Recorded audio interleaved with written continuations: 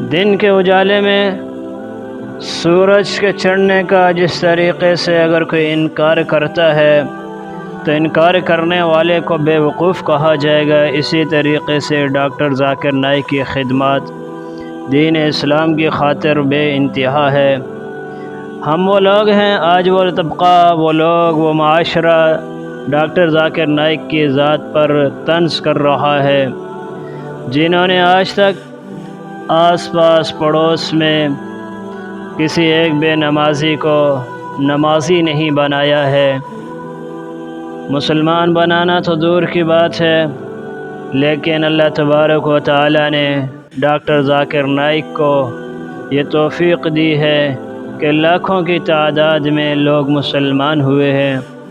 کہا جاتا ہے کہ تقریباً 12 لاکھ سے زیادہ لوگوں کو انہوں نے مسلمان کیا ہے۔